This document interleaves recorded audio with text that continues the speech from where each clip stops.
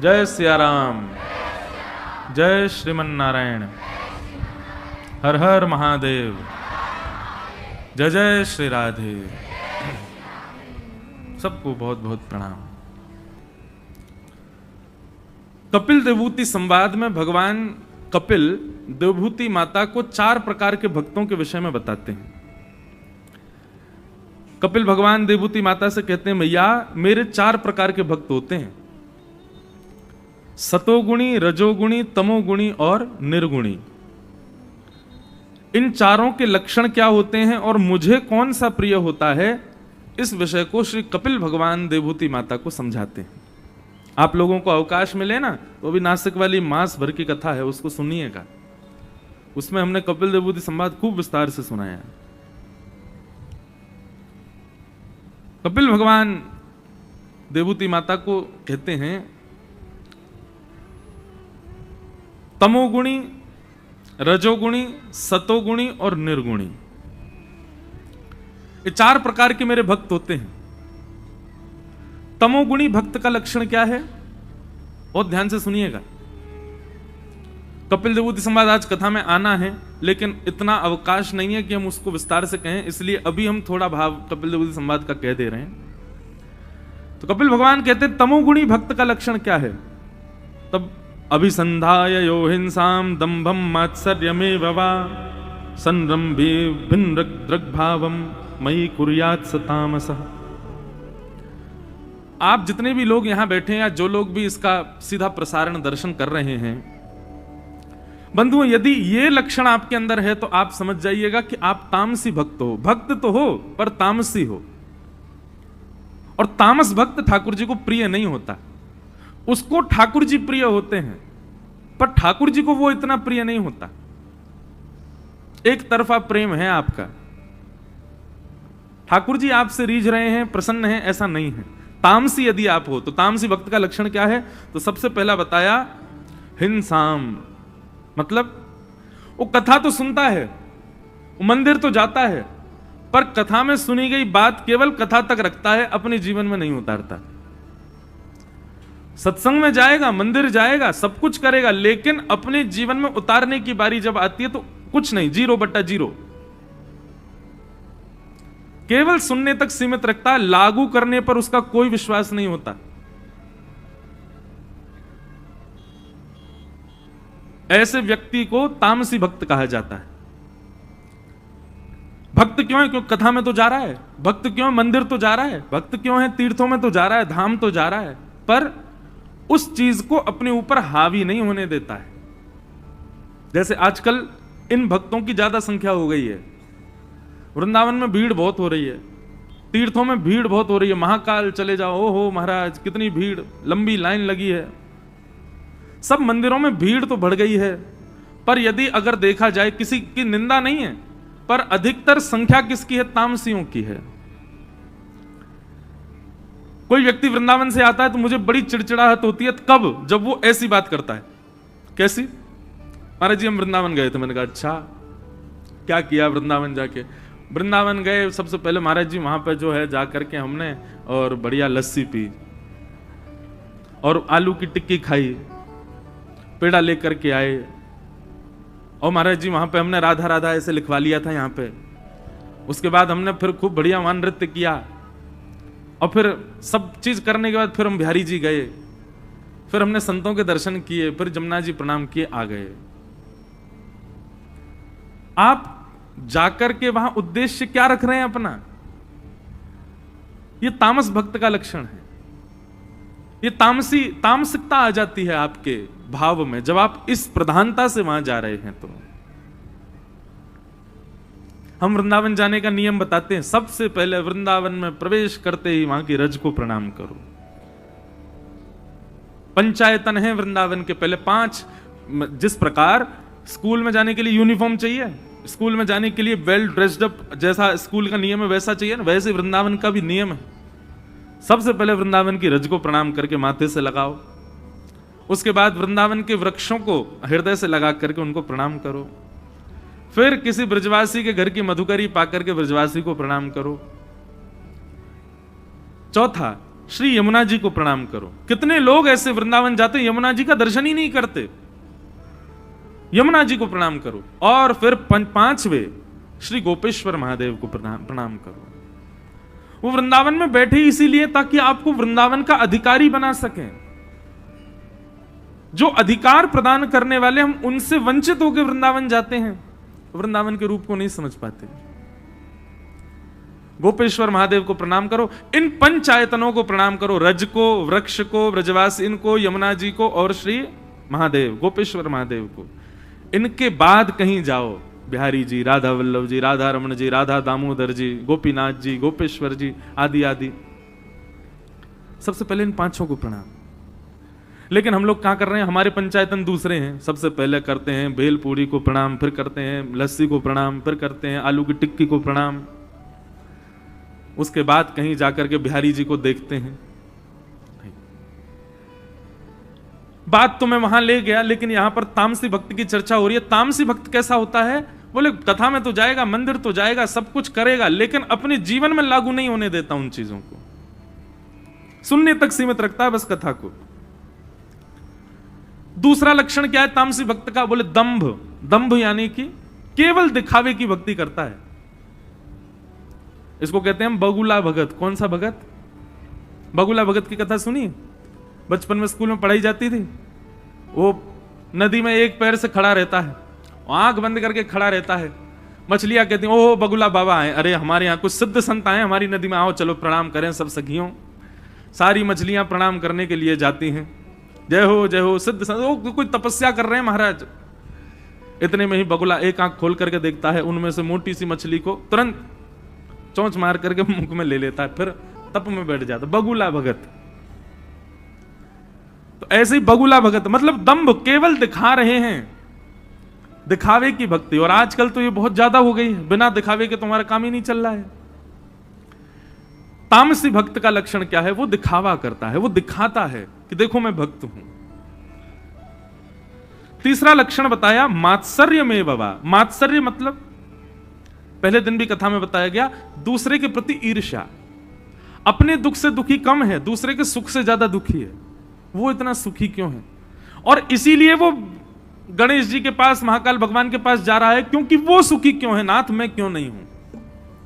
हे महाकाल भगवान, आपने पड़ोसी पे बहुत कृपा कर रखी है, उसके यहां बहुत बढ़िया चल रहा है सब कुछ, हम पे कब करोगे नाथ?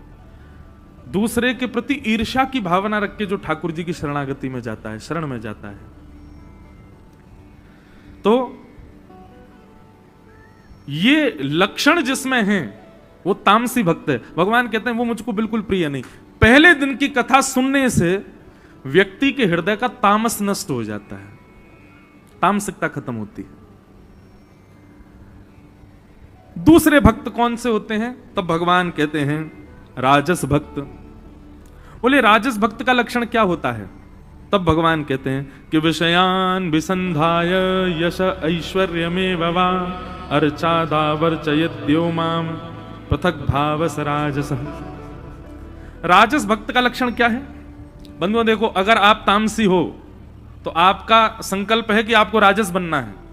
कहीं आप राजस हो तो आपका अगला स्टेप है कि आपको निर्गुण बनना है। और अगर आप निर्गुण में हो तो आपको राजस हो तो आपको सतोगुणी बनना, और सतोगुणी हो तो आपको निर्गुण बनना है। इसलिए जिन जिन भावों को आप यहां सुन रहे हैं, अपने आप पहचान जाइए आप कौन से हैं, और उस भाव को ठीक करने का प्रयास करो। राजस भक्त का लक्षण क्या है?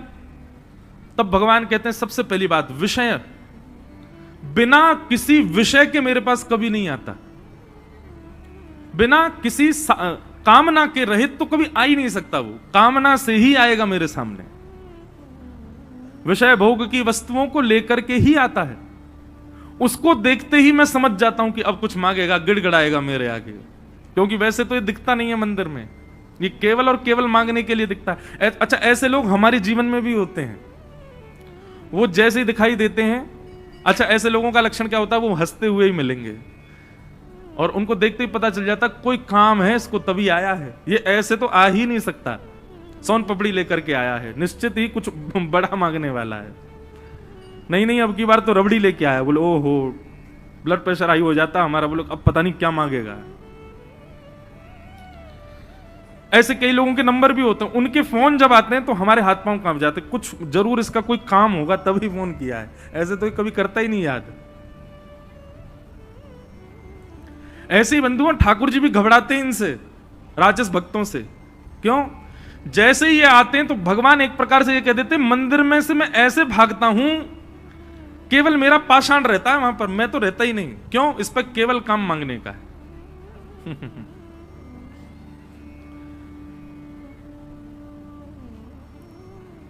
मैया मुरादें पूरी कर दे, हलवा बांटूंगी। मैया कह रही नहीं करूंगी तो नहीं बांटेगी, मुरादें ही चाहिए बस। लेकिन वैष्णव भक्त का स्वरूप कैसा होता है? न कोई शिकायत नहीं कोई अर्जी, कर लो करा लो प्रभु जो है तेरी मर्जी। राजस भक्त क्या है? वो अपनी मर्जी बताता है ठाकुर जी को कि मेरा जीवन ऐसा बनाओ जैसा मैंने सोचा है। उसको ठाकुर जी पर विश्वास नहीं है। एक प्रकार से बिगड़े हुए बालक का लक्षण है। वो माता पिता से कहता आप जो चाहते हैं वो नहीं करूंगा, जो मेरी इच्छा है वैसे मुझको रहने दीजिए, और उसी के लिए जिद कर रहा है। ऐसा बालक भी श्रेष्ठ नहीं माना जाता, तो भक्त श्रेष्ठ कैसे हो सकता है? जो ठाकुर जी से प्रार्थना कर रहा है मेरा जीवन ऐसा हो। तो सबसे पहली बात भगवान कहते हैं कि बिना विषय के ये मेरे सामने कभी नहीं आता, राजस कोटि का भक्त। और इसकी कामना में सदा दो चीजें होती हैं, यश और ऐश्वर्य। ये केवल यश और ऐश्वर्य मांगने के लिए ही मेरे पास आता है। और अर्चा दावर चयेद्यो माम पृथक भावस राजस, इसकी निष्ठा केवल और केवल मेरे अर्चा विग्रह में होती है। अर्चा विग्रह मतलब केवल मंदिर में प्रतिष्ठित भगवान के प्रति उसकी श्रद्धा है, ना तो उनके वैष्णवों में इसकी कोई श्रद्धा होती है, ना कथाओं में इसकी कोई श्रद्धा होती है, ना संत महापुरुषों में इसकी कोई श्रद्धा, कुछ नहीं। केवल और केवल मेरी अर्चा विग्रह को पूजता है और मुझसे मांगता है, बस यही काम है इसका। देवभूति माता बोली आपको पसंद है? बोले बिल्कुल पसंद नहीं है मैया, मुझे ये प्रिय नहीं है। तो पहला तामस भक्त, पहले दिन की कथा जब आप सुनते हैं तो आपके अंदर किंचित भी अगर तामसिकता होगी ना तो वो नष्ट होती है।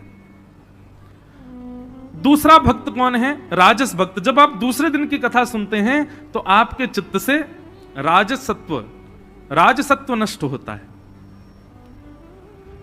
तीसरा भक्त कौन है? बोले सात्विक भक्त। सात्विक भक्त का लक्षण क्या है? भगवान कहते हैं ये तामस और राजस से थोड़ा अच्छा है। सब लोग सावधानी से सुनो, इधर देखो, कथा सुनो। सात्विक भक्त का लक्षण क्या है? बोले कर्म निर्हार मुद्दिश्य परस्मिन् वा पदर्पणम यज्ञेदष्टव्यमति वा पृथक भावस सात्विक। सात्विक भक्त का लक्षण क्या है? बोले कर्म निर्हार मुद्देश्य। बोले मैया ये अपने कर्म पर विश्वास रखता है और कर्म में इसको सफलता मिले, कर्म स्वयं करेगा, परिश्रम स्वयं करेगा, केवल मुझसे कृपा की आकांक्षा करता है कि नाथ मैं ऐसे ऐसे ये काम कर रहा हूं और मैं करूंगा, खूब परिश्रम करूंगा, सफल होने का प्रयास करूंगा। नहीं सफल हो पाया तो कोई चिंता नहीं है, बस आप कृपा बनाए रखना।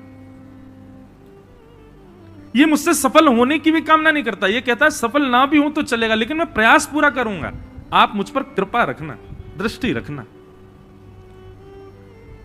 कर्म निर्हार मुद्देश्य परिस्मिन् वा तदर्पणम। और मैया इसका दूसरा लक्षण क्या है? ये कर्म तो करता है अपने बल पर, मेरे से कहता है केवल कृपा रखना, और जब कर्म इसका सफल हो जाता है ना तो सफल होने पर ये सारा श्रेय मुझी को दे देता है कि ठाकुर जी की कृपा से हुआ, मैंने कुछ नहीं किया। देवभूति माता बोली फिर तो ये आपको बहुत अच्छा लगता होगा। ठाकुर जी बोले मतलब हां प्रिय है पर इतना प्रिय भी नहीं है, अच्छा लगता है पर इतना ज्यादा अच्छा नहीं लगता। देवभूति माता बोली तो फिर आपको अच्छा लगता कौन है? तब भगवान चौथे भक्त का लक्षण बताते। तो तीसरे दिन की कथा जब आप सुनते हैं तो आपके भीतर जो सात्विक लक्षण है वो सात्विक लक्षण भी समाप्त हो जाता है। प्रथम दिन की कथा से तमोगुण नष्ट होता है, द्वितीय दिन की कथा से सतोगुण शांत होता है, और तीसरे दिन की कथा से रजोगुण, तमोगुण और सतोगुण तीनों 3 दिन की कथा से शांत हो जाते हैं। और जैसे ये 3 दिन की कथा से तीनों गुण समाप्त होते हैं, तीनों गुण चले गए, तो फिर क्या बचा? बोले कुछ नहीं बचा। तो आपका चित्त कैसा हो गया? बोले निर्गुण। कैसा हो गया? निर्गुण। और जैसे ही आप निर्गुण होते हैं तब चौथे दिन श्री कृष्ण का प्रादुर्भाव होता है, क्योंकि यही ठाकुर जी को प्रिय है।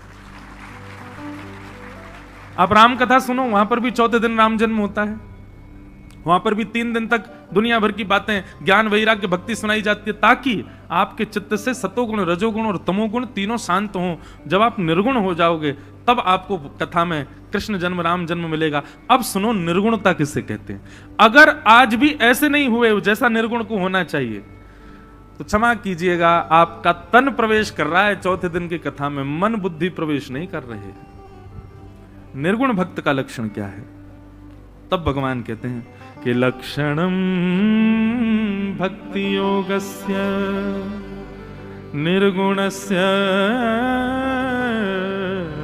हृदाहतम अहैतुक्य व्यवहिता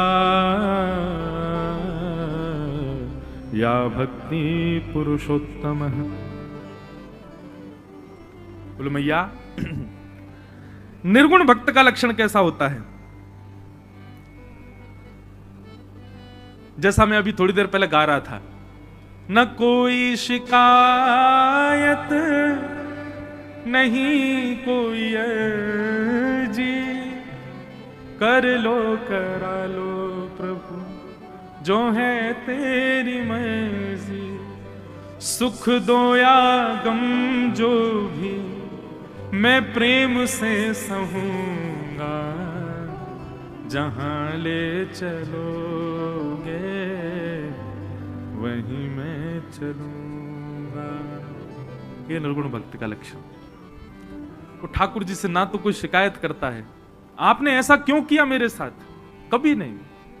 ना ही ठाकुर जी के सामने कोई अर्जी रखता है कि नाथ ये कर दो, ये कर दो, ऐसा कर दो, ये कर दो, कुछ नहीं। ठाकुर जी से कभी कुछ नहीं मांगता। आप जो देंगे, तेरे फूलों से भी प्यार, तेरे कांटों से भी प्यार, तू जो भी देना चाहे दे दे मेरे करतार।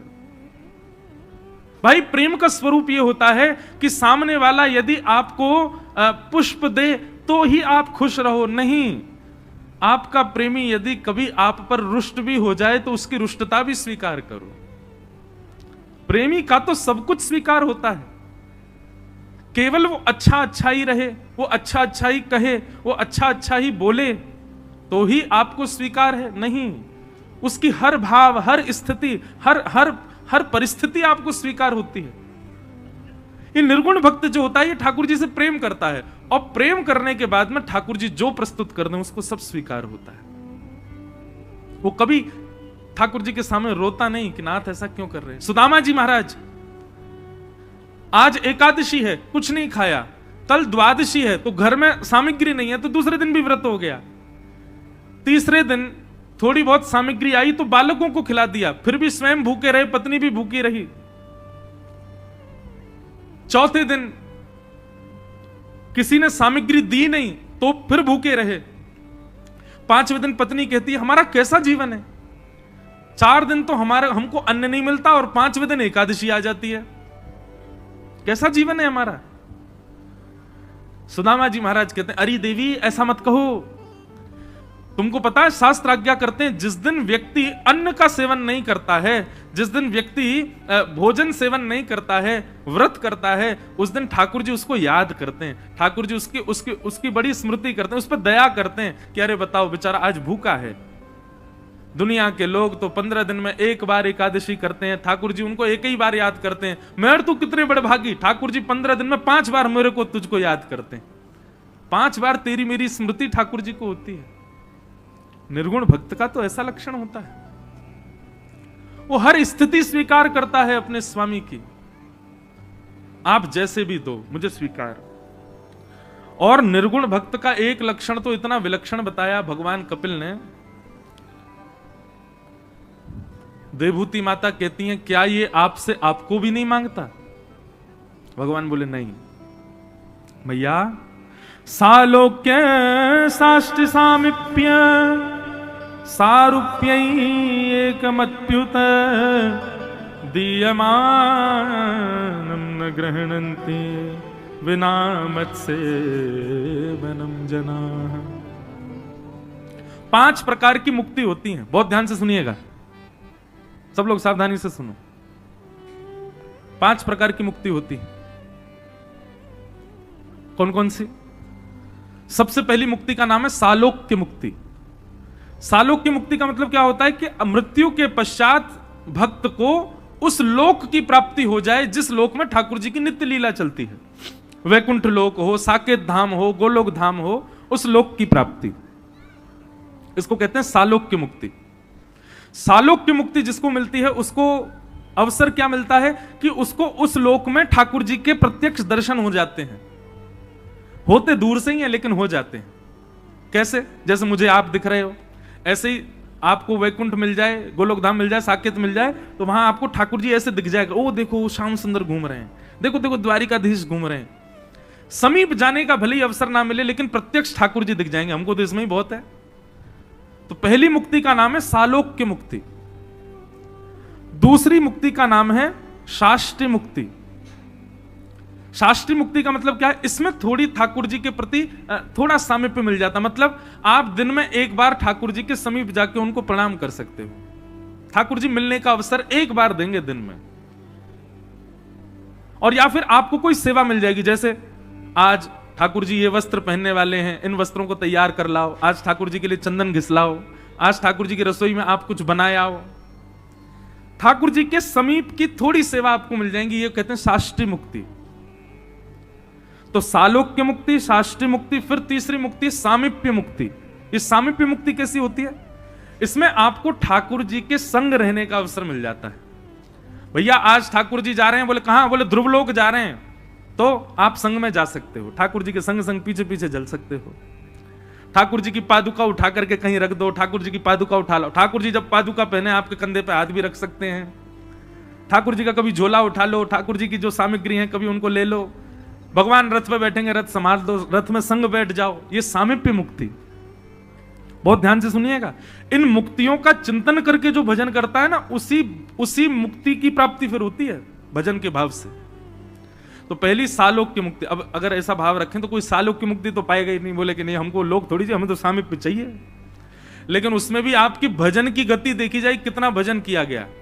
भाई जिस प्रकार, आपको आवाज आ रही है हमारी? थोड़ी नेक और बढ़ाओ। जिस प्रकार कहीं नौकरी करनी हो तो 2 काम चलते हैं नौकरी मिलने के। पहला तो कहीं से जैक लगवा दो। इधर देखो सब लोग, बहुत ध्यान से सुनो। हमको ना देखो एक बात कहें, हमको कथा सुनाने में ज्यादा आनंद आता, हमको गाने नाचने में बहुत कम आनंद आता। वो तो तब आता जब कथा सुन के थोड़ा मन आनंदित हो जाए, तब गाने की इच्छा होती है। तो पहले मन आनंदित कर लो तब गाएंगे कुछ, इसलिए तब तक बड़े भाव से सुनो। आज हमारी कथा प्रथम स्कंद पर है और हमको 10वें स्कंद पर जाना, कैसे जाना ये हमको भी नहीं पता, और कब तक जाएंगे ये भी नहीं पता। ये भी लग रहा है कि समय निकल रहा है, 5:30 बज गए। लेकिन चाहे कृष्ण जन्म रात्रि 12 बजे होगा आज ही।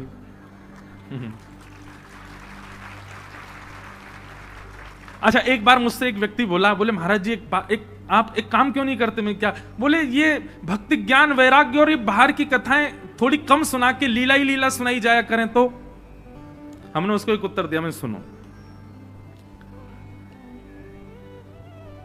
आपके मंडीदीप क्षेत्र में अगर थोड़ी बहुत गंदगी भर जाए, आपने क्या किया? यहां के जो मुखिया थे, यहां के जो राजा हैं या जो भी हैं, उनको आपने आमंत्रित किया। आपके बड़े बुलावे पर वो यहां आ गए और आपने जैसे वो यहां आए तो आपने बड़ा स्वागत किया। स्वागत के बाद उन्होंने कहा आपने हमको क्यों आमंत्रित किया? तो आपने गंदगी दिखाई, बोले ये साफ करवाने के लिए बुलाया है। तो राजा की इसमें अवहेलना हो गई ना, कि राजा को आप इसलिए थोड़ी बुला सकते हो। राजा के सामने याचिका रख दो, राजा कुछ सैनिक भेज देगा, वो साफ सफाई करके आ जाएंगे। जब साफ सुथरा हो जाए तब राजा को बुलाओ। ठीक वैसे भैया हमारे किशोरी जी, हमारे ठाकुर जी राजा हैं और हमारे चित्त में अभी बड़ी गंदगी है। पहले बाहर की ये सब कथाएं, भक्ति ज्ञान वैराग्य आदि, ये सब, इन सब कथाओं से पहले वहां का मार्जन कर लिया जाए, पहले उसको स्वच्छ कर लिया जाए, पहले उसको पवित्र कर लिया जाए। जब हृदय पूर्ण रूपेण पवित्र हो जाए तब श्यामा शाम का आह्वान किया जाए। बीच बीच में आ जाता है भाव, और भाव आता है तो अपने आप लीला प्रकट होती है। लीला सोच करके थोड़ी बोली जाती है। जब ठाकुर जी को लगता है कि हाँ आधे से ज्यादा श्रोताओं का चित्त थोड़ा साफ हो गया है, तो व्यास जी के मुख से अपनी लीला बुलवा देते हैं। तो भैया 4 दिन लगे इसीलिए रहे ताकि आपके चित्त की सफाई हो, कल से फिर ठाकुर जी वहां विराजें। अभी हम सफाई तो कर रहे हैं। तो ध्यान से सुनो, कौन कौन सी मुक्ति हो गई? सालोक्य मुक्ति, फिर शाष्टी मुक्ति, फिर सामीप्य मुक्ति, 4 मुक्ति हो गई। और फिर चौथी मुक्ति कौन सी है? 5वीं मुक्ति है सारूप्य मुक्ति। सारूप्य मुक्ति मतलब ठाकुर जी जैसा रूप आपको प्राप्त हो जाएगा। मतलब ठाकुर जी जैसे कमल नेत्र आपके भी हो जाएंगे। और ये सब वहां जाके यहां पे भी हो जाता है। जब आप बहुत सेवा करते हैं ना, तो आपके अर्चक ठाकुर जी का ही रूप आप में आने लग जाता है। कई बार मैंने अनुभव किया, लोग मिलने आते हैं, उनका रूप देख के मैं पहचान जाता हूं कि ये ठाकुर जी की सेवा करते हैं। क्यों? उनके नेत्र की गंभीरता, उनकी वाणी की सहजता, उनकी चाल ढाल, वो सब बता देती है कि ये ठाकुर जी की सेवा करते होंगे, क्योंकि थोड़े थोड़े ठाकुर जी जैसे हो जाते हैं वो। तो सारूप्य मुक्ति कैसी है?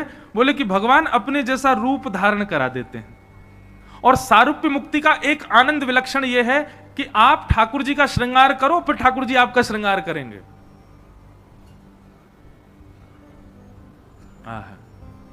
यह है सारूप्य मुक्ति। अच्छा एक बात कहूं बंधु, हम जिन मुक्तियों के विषय में सुन रहे हैं, ये मृत्यु के पश्चात की मुक्तियां हैं। इनकी प्राप्ति के लिए जप तप नियम व्रत अनुष्ठान और जीवन पर्यंत बड़ी शुद्धता की आवश्यकता है। और अंते नारायण स्मृति, अंत में नारायण स्मृति होगी तब जाकर के ये मुक्तियां मिलेंगी। लेकिन यदि जीते जी आपने प्रेम लक्षणा भक्ति को जीवन में उतार लिया, तो ये सारी मुक्ति में मिलने वाले जो आपको रस हैं, वो जीवित अवस्था में इसी मृत्यु लोक में मिल जाएंगे। स्वामी श्री हरदास जी को मिले, श्री हरवंश महाप्रभु को मिले, हरिराम व्यास जी को मिले, भक्तिमती मीराबाई को मिले, सूरदास जी को मिले, सूरध्वज जी को मिले। प्रेम लक्षणा भक्ति यदि हमारे भीतर है, जिसमें प्रेम प्रधान है, तो वहां पर ये पांचों की पांचों मुक्तियां आपकी जीवित अवस्था में प्रकट हो जाए। और हमारा उद्देश्य यही है। मैं अभी ये बात पहले बोल दी, पर ये पांचों मुक्तियों का वर्णन करके मैं यही कहता कि हमको मृत्यु के बाद इनकी आवश्यकता नहीं, हमको तो जीते जी चाहिए। यही हमारा उद्देश्य है। हमको ठाकुर जी यही चाहिए। ये सब कुछ ठाकुर जी ने दिया है।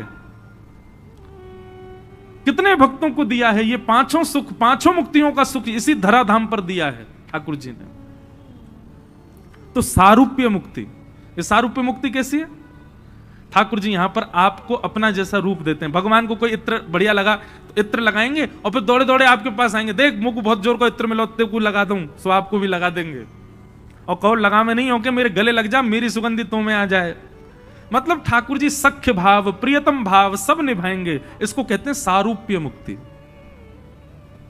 और अंतिम मुक्ति का नाम, 5वीं मुक्ति है एकत्वम। एकत्वम मुक्ति का अर्थ क्या है? इसमें कोई लीला विलास नहीं है। आप ठाकुर जी को देखते देखते देखते देखते उन्हीं में ही विलीन हो जाओगे, ठाकुर जी में ही अवस्थित हो जाओगे। तुम्हें ही देख तुम्हें ही हुए जाइए, लाली मेरी लाल की जित देखूं तित लाल, लाल ही देखन मैं चली मैं हूं है गई लाल। ये एकत्वम, आप उन्हीं में ही विलीन हो जाओगे और उन्हीं के भीतर ही सुख पाओगे। ये 5 प्रकार की मुक्तियां हैं। सालोक्य, शाष्टी, सामीप्य, सारूप्य और एकत्वम। भगवान कहते हैं मैया ये निर्गुण भक्त जो होता है ना, ये पांचों की पांचों मुक्तियों से भी डिनाय कर देता है। नहीं चाहिए मुझे 5 मुक्तियां नहीं चाहिए। आप मेरी बात कर रही हो कि ये मुझे मांगते हैं कि नहीं? अरे ये मेरे द्वारा प्रदत्त मुक्ति भी नहीं मांगते, इनको मुझसे कुछ नहीं चाहिए, ये मुझसे कभी कोई याचना नहीं करते। अरे ये भी नहीं कहते कि नाथ हमारा आपसे प्रेम बना रहे, ना, कुछ नहीं, इनका कोई काम ही नहीं है मुझसे कुछ कहने का। ये केवल मेरे प्रेमी हैं, मुझे निहारते रहते हैं, मेरे सामने खड़े रहते हैं, दोनों भुजाएं फैला देते हैं और फैला के कहते हैं नाथ आप मेरे हो, मैं आपका हूं। बस इतना ही इनका भाव है, इसके अतिरिक्त ये कुछ नहीं। और नेत्रों से अश्रुधार बहाते रहते हैं।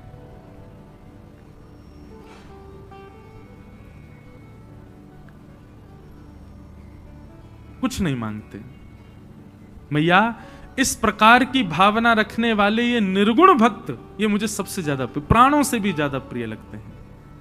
मुझे प्राणों से भी अति प्रिय हैं ये भक्त। और बंधुओं, हम जिन जिन भक्तों की रस चर्चा सुनते हैं कथाओं में, चाहे वो भक्तमाल के भक्त हों, चाहे वो भागवत जी के भक्त हों, ये सारे भक्त निर्गुण भक्ति के उपासक हैं। इसीलिए ठाकुर जी को प्रिय है, ठाकुर जी को अच्छे लगते हैं। तो चौथे दिन कथा होने का कारण यह है ताकि राजस, तामस और सात्विक 3 दिन की कथा से ये तीनों गुण हमारे शून्य हो जाएं, और जैसे ही हम निर्गुण हो जाएं तब हम गाएं ठाकुर जी को। तो तब सुख। आपको पता है ब्रजवासियों की स्थिति क्या थी? नंद बाबा अटारी पर खड़े होकर के रत्न लुटा रहे थे, और ब्रजवासी इतने निर्गुण हो गए थे कि ब्रजवासी ऐसे झोला फैला करके लूटें रत्नों को, और उन रत्नों को लूट करके भर के लेके जाएं, स्वयं टीले पर चढ़ जाएं और स्वयं भी ले लेकर के दूसरों पर लुटा दें। कुछ भी अपने पास नहीं रखा ब्रजवासियों ने, इतने निर्गुण हो गए। शाम को यहां टॉफी और बिस्किट लुटाए जाएं, महाराज माताओं में, बहनों में, भाइयों में घमासान मच जाती, मेरा बिस्कुट ले गया। हम निर्गुण कहां हैं? गुब्बारे फोड़ने में लगेगी होड़, कौन किस पर चढ़ के फोड़े। हम निर्गुण कहां हैं? वास्तविकता वो बीच वाला जो वो है ना यंत्र, कैमरा वाला, वो हिल रहा है, इसलिए वो कह रहे हैं साइड हो जा। नेक भैया ने आराम से बोल देकर कथा में बीच में बोलो वृंदावन बिहारी लाल की। तो क्या बता रहा था मैं? हाँ, निर्गुण। ये चौथे दिन कृष्ण जन्मोत्सव, कृष्ण लीला इसलिए आती है ताकि निर्गुणता चित्त में आ जाए, निर्गुण भाव चित्त में आ जाए, कोई याचना नहीं।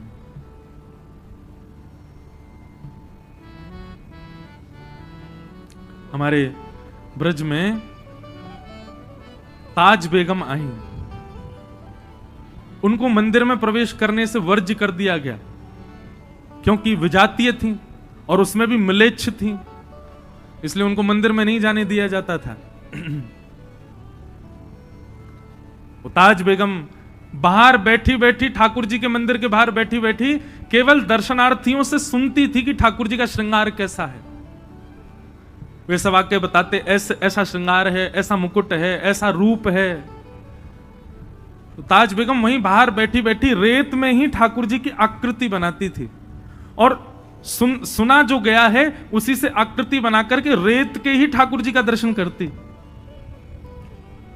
एक दिन स्थिति ऐसी हो गई कि ये करते करते करते करते अब ताज बेगम किसी से पूछती नहीं है, अपने आप बनाती है आकृति, और आकृति बनाकर के बाहर आने वाले लोगों से अपने आप बताती। आज ठाकुर जी ने नीले वस्त्र पहने हैं? बोले हाँ, आज नीले वस्त्र पहने। ठाकुर जी ने गले में मोती की माला पहनी है? बोले जी। भगवान ने अपना मुकुट जो है इस प्रकार से तिरछा रखा है, स्वर्ण मुकुट है, उस पर पंच मयूर पृच्छ लगे हुए हैं? बोले हाँ। कानों में मकराकृत कुंडल हैं? बोले हाँ। ठाकुर जी के मुकुट पर एक मोती की लड़ लहरा रही है? बोले हाँ।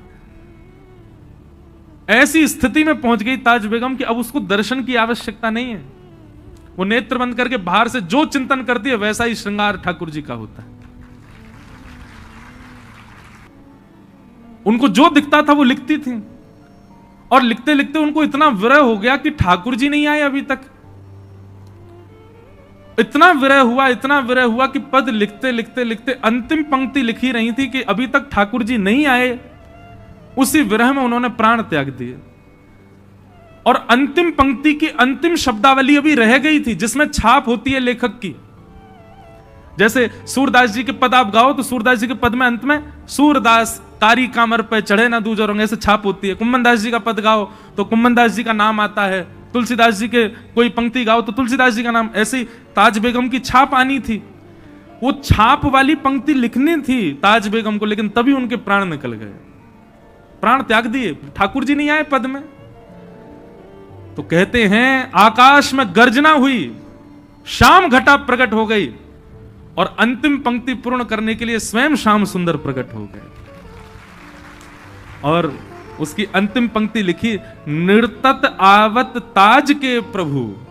ठाकुर जी ने लिखा निर्तत आवत ताज के प्रभु, मतलब नाचते हुए आ रहे हैं, कौन? बोले ताज के प्रभु, गावत गीत धमार। ठाकुर जी धमार गीत गाते हुए अंतिम क्षण में प्रकट हो गए। बड़ी बड़ी लीलाएं, बड़ी बड़ी आनंदमयी लीलाएं हैं ठाकुर जी, कहां तक वर्णन करें उनका। तो निर्गुण, ये चौथे दिन कृष्ण जन्म होने का तात्पर्य केवल और केवल इसलिए है कि आपके चित्त में निर्गुणता आवे। अगर 3 दिन के क्रम में निर्गुण नहीं हुए हैं तो क्षमा कीजिए, अब ये वाला क्रम तो चला गया, अब अगली कथा में प्रयास करना कि 3 दिन में निर्गुण बनो। चौथे दिन जब तक निर्गुण नहीं बनोगे, आपको लगेगा मंडीदीप में पंडाल में व्यास जी ने कथा कह दी और कृष्ण जन्म किया, लेकिन निर्गुण हो जाओगे ना, नेत्र बंद हो जाएंगे। ये सब आपको भोपाल मंडीदीप के लोग नहीं, ऐसा लगेगा ये सब ब्रजवासी हैं, ये मधुमंगल श्रीदामा आदि ही सब नाच रहे हैं। अरे देखो ये सब सखियां, ललता विशाखा आदि गोपियां सब नृत्य कर रही हैं। सामने व्यास जी नहीं, साक्षात नंद बाबा बैठे हैं मंच पर बैठ करके, नंद घर आनंद भयो गा रहे हैं, हमको लुटा रहे हैं। और जो बालक आता है ना स्वरूप धारण करके, उसमें साक्षात श्री कृष्ण का अनुभव होगा, यदि निर्गुणता चित्त में आई होगी तो, नहीं तो सामान्य दिखेगा सर। श्रीमद् भागवत की कथा सुनना बंधुओं कोई पोथी सुनने समान नहीं है, ये साक्षात प्रैक्टिकल चीजें हैं। लोगों ने मजाक समझ लिया भागवत को, मजाक नहीं है। आज भी सामर्थ्य है श्रीमद् भागवत जी में, यदि कोई भाव से और निर्गुणता से श्रवण करे तो आज भी 5000 पुराना वृंदावन प्रकट कर सकती है श्रीमद् भागवत। 5000 वर्ष पूर्व हुई घटना आपके सामने प्रत्यक्ष दिखने लग जाएगी। क्यों आ रहे हैं आप इतनी संख्या में? कहीं ना कहीं अनुभव होता है लीलाओं का, कहीं ना कहीं लीलाएं दिखती हैं आपको, चिंतन होता है, ये भागवत जी की कृपा है। तो निर्गुणता, उस निर्गुण को प्राप्त करने के लिए निर्गुण ही बनना पड़ेगा।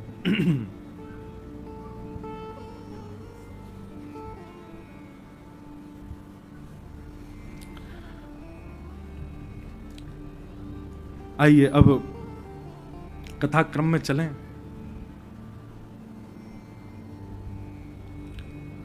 हम लोगों ने कल श्रवण किया कि श्री सुखदेव जी महाराज ने परीक्षित को भागवत की कथा सुनाई।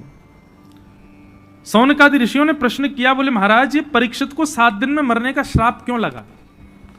ऐसा क्या हुआ जिसके कारण परीक्षित को 7 दिन में मरने का श्राप लगा? तो यहां पर महाभारत की कथा का प्रसंग सुनाया गया कि यदा मृधे कौरव संजयानां वीरेस्वथो वीरगतिं गतेषु व्रकोदरा विग्ध गदा विमर्श भृगुनोरुदंडे धृतराष्ट्रपुत्रे।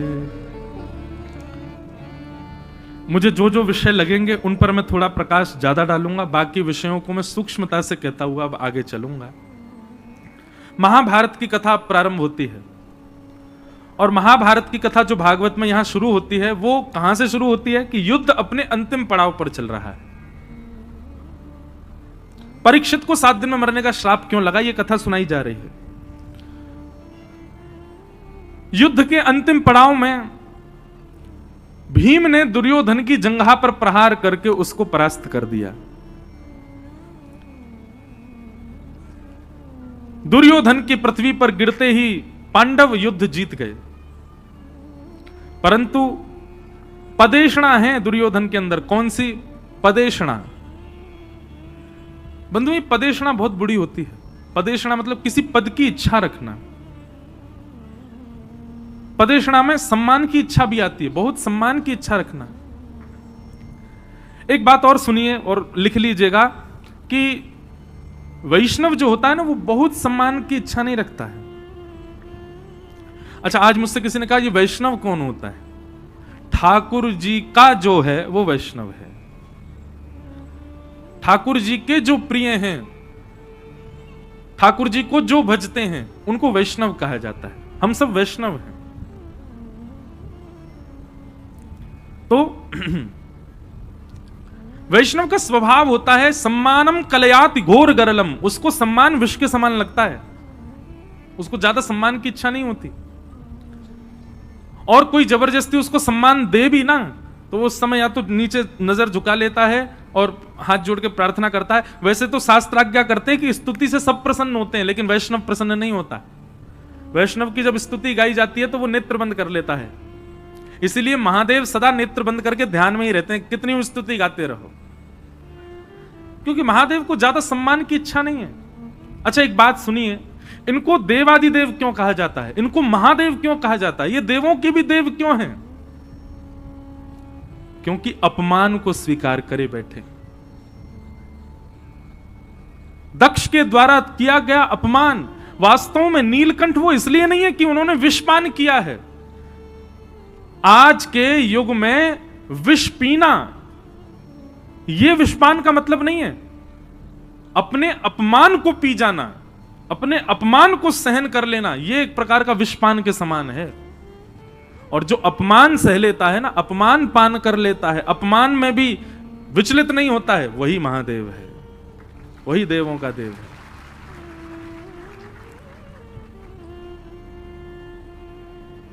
आप सब लोग मध्य प्रदेश को मैं महादेव और यहां पर सिद्धियों की भूमि है मध्य प्रदेश।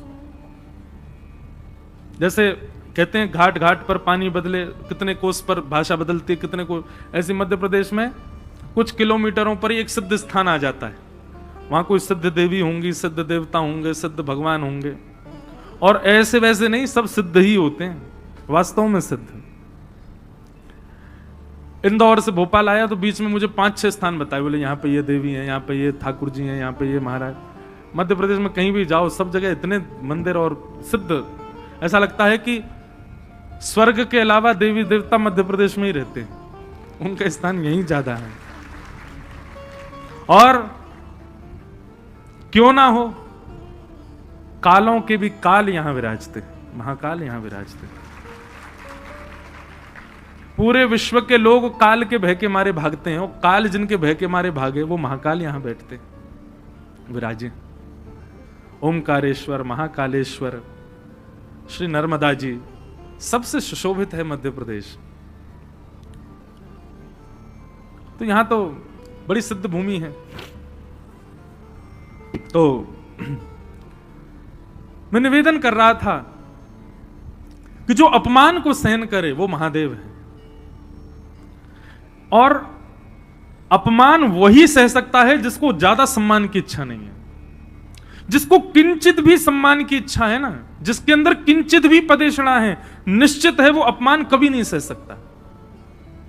इसलिए मेरी आपसे प्रार्थना है, अपना निर्माण करने में ना एक इस चीज को जोड़िए कि ज्यादा सम्मान की इच्छा मत रखा कीजिए। अब हम तो वक्ता बन गए, तो जबरदस्ती कई जगह सम्मान होता है, लेकिन जब सम्मान होता है, बहुत लोग मिलते हैं और प्रणाम करते हैं, माला पहनाते हैं, तो मन में एक बात सदैव, उस समय मेरा एक जप चलता है, और वो जप क्या चलता है कि लाला ज्यादा गुमान मत करियो, काउदना यदि ये माला नहीं भी पहना में, काउदना ये नहीं भी पूछे तो तेरे चित्त पर इसका प्रभाव नहीं पड़ना चाहिए।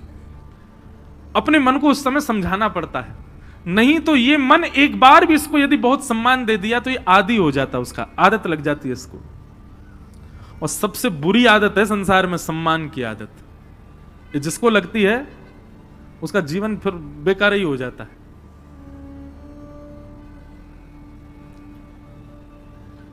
तो पदेशना, दुर्योधन मरणासन अवस्था में पड़ा है, लेकिन उसके अंदर यह भावना कि यदि मैं नहीं बैठा हूं हस्तिनापुर की गद्दी पर, तो पांडवों को भी नहीं बैठने दूंगा। गुरुपुत्र अश्वत्थामा को आज्ञा दे दी, बोले कि ऐसा करो, इन पांडवों के वंश में आगे कोई बचे ना, उसके लिए 5 पांडवों को अर्धरात्रि में ही मार दो, उनकी मृत्यु कर दो। लेकिन भैया, जिसके रक्षक सुदर्शन चक्रधारी हैं, ठाकुर जी की जिस पर किंचित भी कृपा है, उसको कोई कैसे मार सकता है?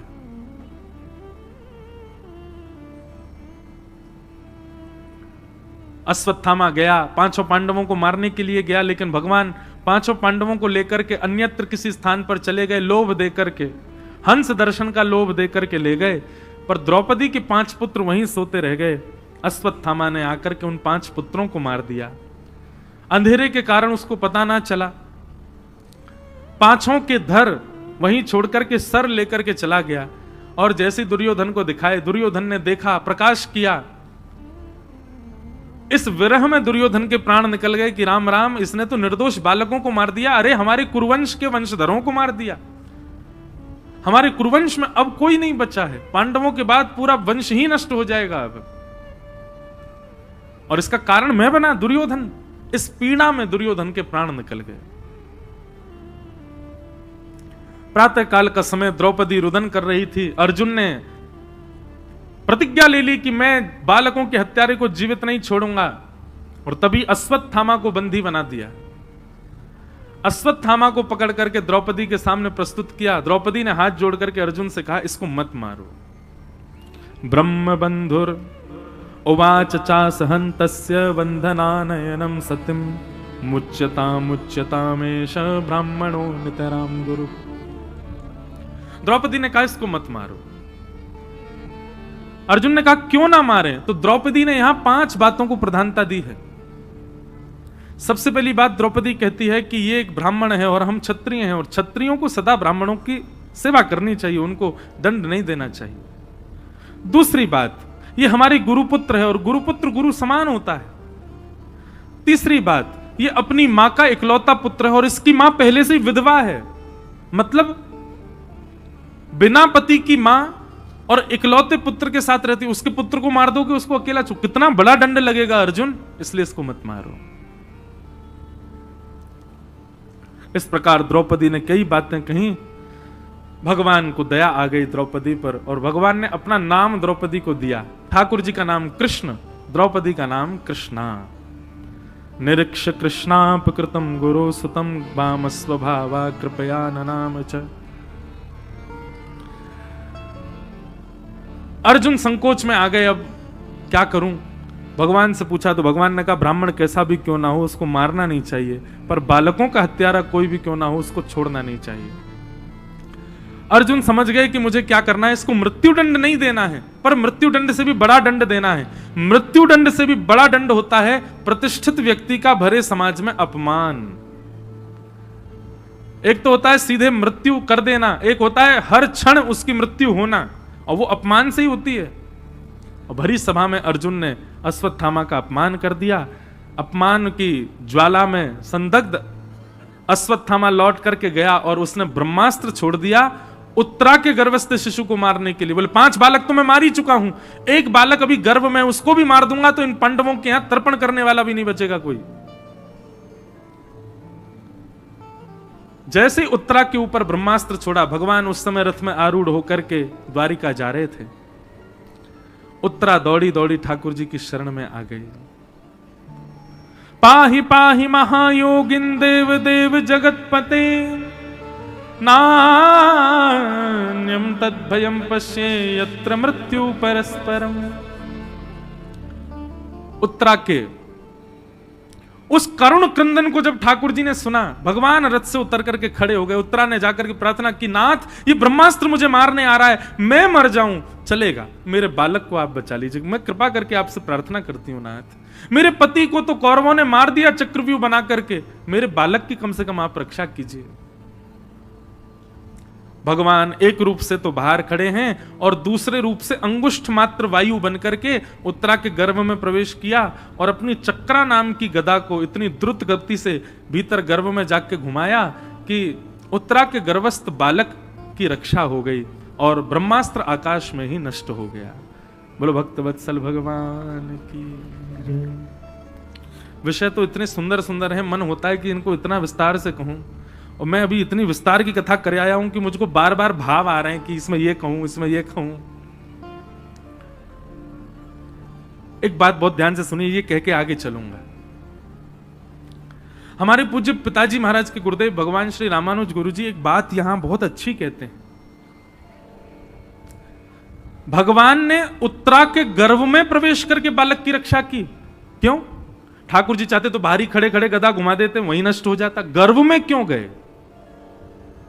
और उस गर्भ में गए हैं भगवान जिस गर्भ में कभी ना जाना पड़े, उसके लिए हम लोगों को बताया जाता है। ऐसे कर्म करो, ऐसा कर्म करो, दोबारा जन्म ना लेना पड़े, दोबारा पृथ्वी में ना आना पड़े, दोबारा मातृ गर्भ ना मिले। उस गर्भ में ठाकुर जी प्रवेश कर गए। बालक की रक्षा करनी थी तो कर्तुम अकर्तुम, अन्यथा ठाकुर जी को गदा भी उठाने की जरूरत नहीं। भगवान भ्रकुटी टेढ़ी करके ब्रह्मास्त्र को देख लेते, वहीं नष्ट हो जाता। पर ठाकुर जी ने ये लीला क्यों की? एक रूप से बाहर खड़े हैं, दूसरे रूप से अंगुष्ठ मात्र बन करके नासिका से भीतर प्रवेश करके और फिर भीतर जाके गदा घुमा करके गर्भ में रक्षा कर रहे हैं। समझ में नहीं आई बात। भाई बाहर से कोई आक्रमण है तो बाहर से लड़ो ना, आप घर के भीतर जाकर के और भीतर से लड़ रहे हो, ये तो समझ में नहीं आई बात। ठाकुर जी ने गर्भ में प्रवेश क्यों किया? ब्रह्मास्त्र तो बाहर से आ रहा है। तो श्री रामानुज गुरु जी, हमारे दादा गुरुदेव, जिनकी परंपरा से हमको व्यासपीठ मिली है, वो इतना सुंदर भाव यहां कहते हैं। वो कहते हैं ठाकुर जी का कोई और प्रयोजन नहीं है गर्भ में जाने का, केवल एक एक भाव की पूर्णता के लिए ठाकुर जी गर्भ में गए। बोले क्यों? बोले इस कन्या के गर्भ में, इस मैया के गर्भ में मेरी कथा सुनने वाला श्रोता है, उसको जाकर के दर्शन दे आऊं एक बार। और गुरुदेव भगवान कहते हैं जो कोई भी भागवत की कथा में बैठा है और कथा भाव से सुन रहा है, निश्चित है उसने अपनी मातृ गर्भ में ठाकुर जी का दर्शन किया है, इसीलिए वो कथा में बैठा है। हम लोग कथा में बैठे हैं, हमारा ये चुनाव मातृ गर्भ में ही हो चुका है।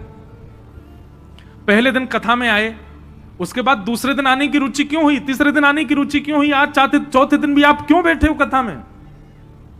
ये आपकी रुचि क्यों बन रही है ठाकुर जी के साथ? आपने देखा तो कभी नहीं है उनको, मैंने कभी देखा तो नहीं, मैं कैसे कह पा रहा हूं उनकी लीला को? निश्चित ही हमने अपनी मातृ गर्भ में ठाकुर जी का दर्शन किया है, उनका किंचित अनुभव किया, हमको याद नहीं है, इसलिए हम कथा सुनकर के उनकी स्मृतियों को पुनः लाने का प्रयास करते हैं। इसलिए हमको उनसे कोई संबंध अपना लगता है, इसीलिए वो अपने से लगते हैं। भागवत का वक्ता और भागवत के श्रोता यानी कि सुखदेव जी और परीक्षित दोनों की कथा में आता है कि दोनों ने जन्म बाद में लिया, भगवान का दर्शन पहले किया है गर्भ में। वहां सुखदेव जी के विषय में भी आता है कि सुखदेव जी जन्म नहीं ले रहे थे, 12 वर्ष तक मातृ गर्भ में रहे।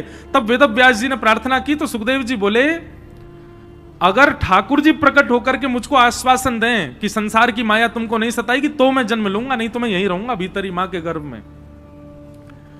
तब सुखदेव जी की इस इच्छा पर भगवान बिटिका के गर्भ में, वेद व्यास जी की पत्नी के गर्भ में प्रकट हुए और प्रकट होकर के सुखदेव जी को आश्वासन दिया कि तुमको संसार की माया नहीं सताएगी, तुम तो मेरी कथा गाने के लिए आए हो, जाओ जन्म लो।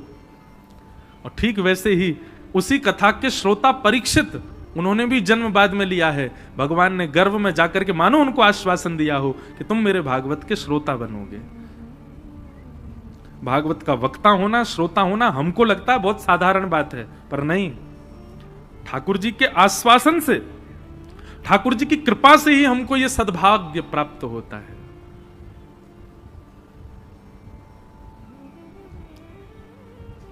कई जन्मों से बुला रहे हो, कोई तो नाता जरूर होगा। क्यों बुलाते हो आप हमको वृंदावन? क्यों बुलाते हो आप हमको कथाओं में? हे नाथ, आप क्यों हमारी योजनाएं सारी बनवा देते हो? कभी जगन्नाथपुरी, कभी द्वारिका, कभी नाथद्वार, कभी बद्रीनाथ, क्यों बुलाते हो आप हमको? कोई तो नाता जरूर होगा। और एक बात कहें, बहुत ध्यान से सुनना, मैं नाता बताऊं हमारा क्या है ठाकुर जी से।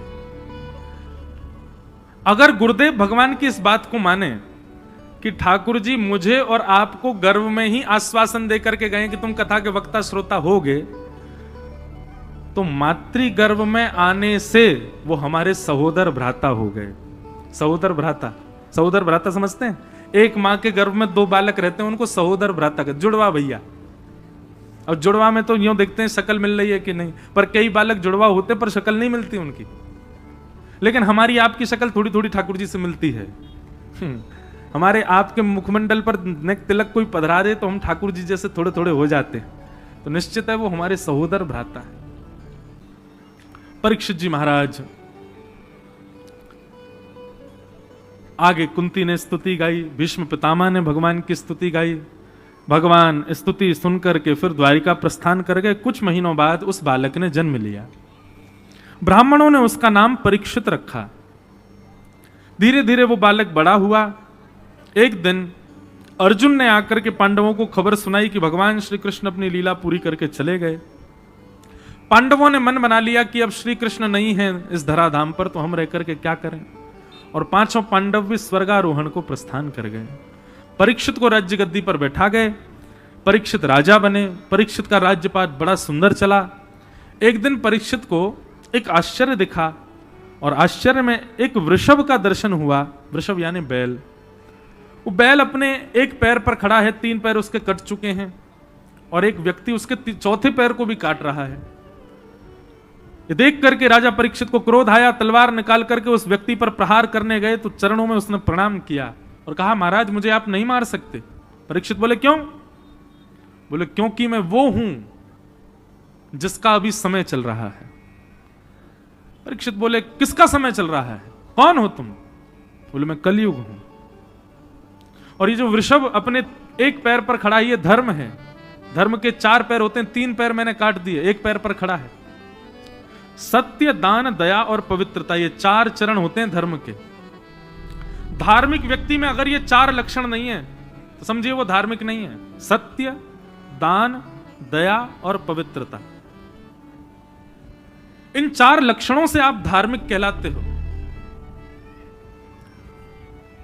पवित्रता का मतलब यहां पर बाहर से नहाना मत समझ लीजिएगा। 4 बार जो नहाता हो वो धार्मिक नहीं। जो शुद्ध अंतःकरण वाला हो, जो शुद्ध विचारों वाला हो, वो धार्मिक। कलयुग का बंधु, कलयुग में धर्म एक पैर पर खड़ा है, केवल सत्य। बाकी दया, दान और पवित्रता, ये 3 पैर कलयुग में धर्म के कट चुके हैं। दया, दान और पवित्रता, इसका तो केवल हम लोग ये समझ लीजिए कि बस किंचित मात्र 0.1% हम करते हैं। थोड़ा बहुत सत्य के रूप में धर्म बचा है, और वह भी इतना बचा है कि आप बोलते तो असत्य ही हो, पर सुनने की बारी आती है तो सत्य ही सुनना चाहते हो। तो इतना ही सही अभी सत्य बचा है।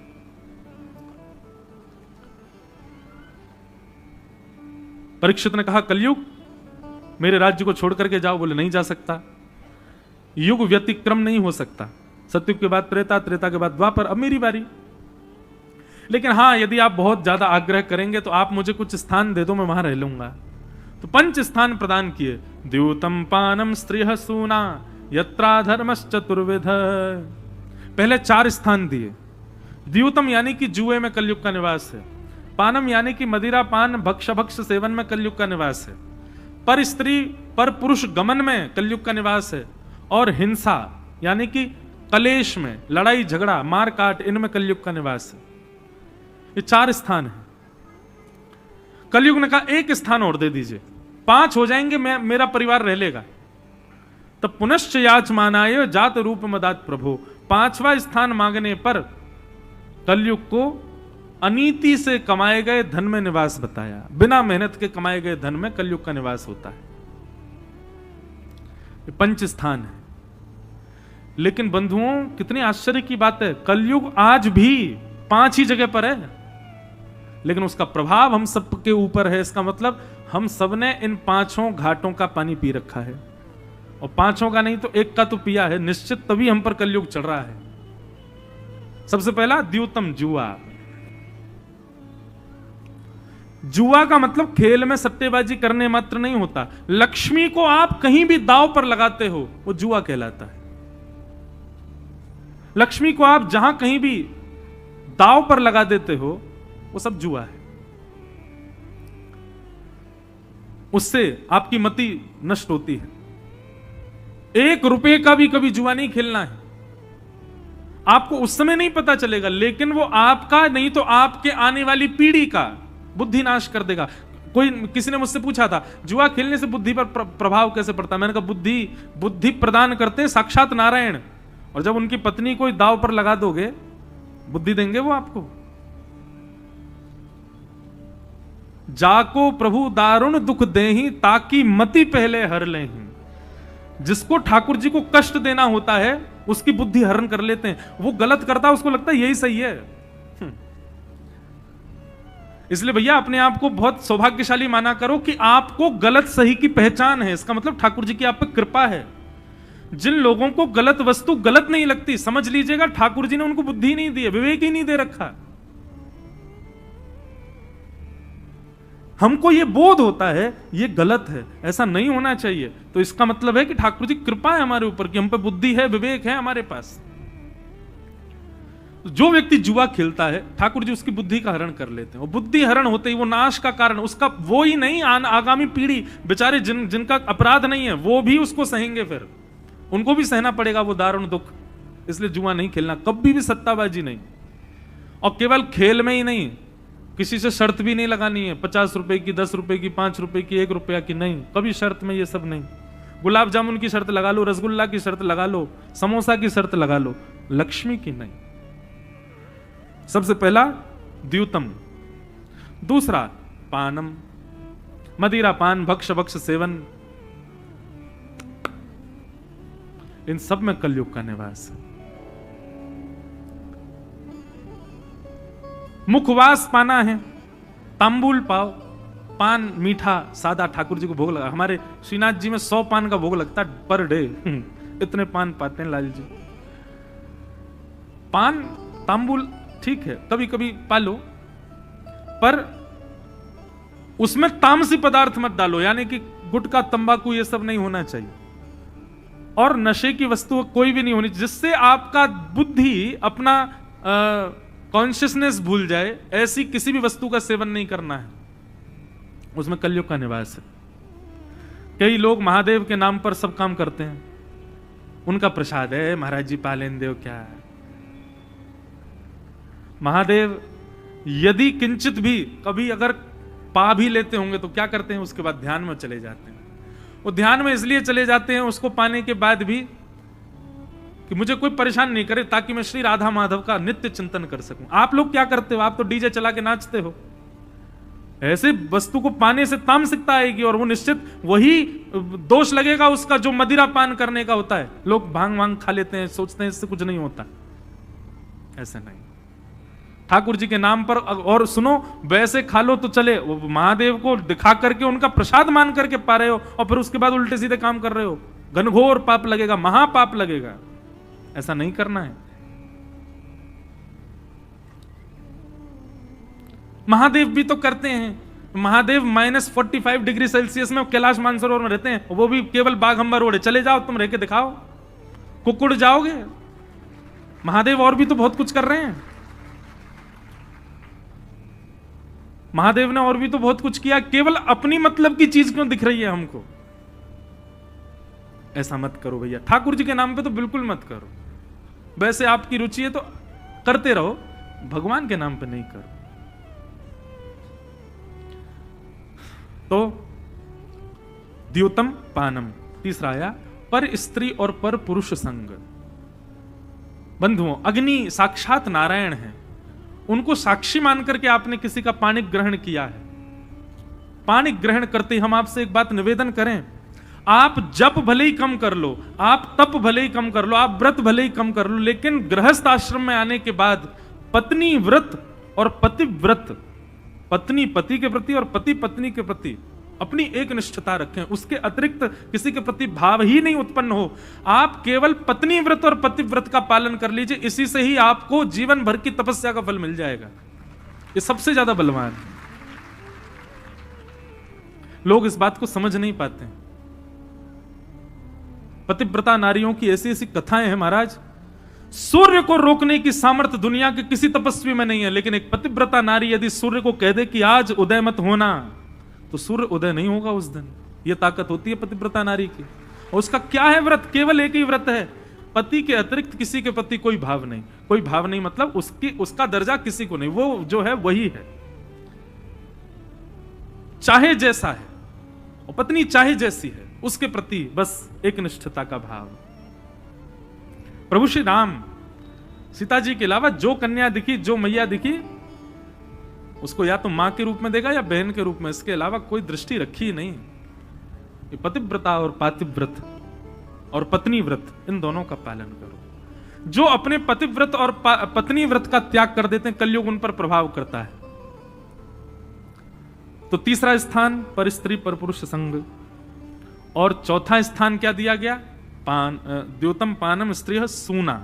सूना यानी कि हिंसा, विवाद, लड़ाई झगड़ा, मार काट, इसमें कलयुग का निवास है, नहीं करना है। बंधुओं देखिए, पति पत्नी हो, बहन भाई हो, भाई भाई हो, बहन बहन हो, अड़ोसी पड़ोसी हो, रिश्तेदार नातेदार हो, अगर एक अग्नि के रूप में आ चुका है, मतलब एक क्रोध ही हुआ है, दूसरे को चाहिए वो जल बने, भले ही उसकी गलती नहीं है, फिर भी वो जल का काम करे उस समय।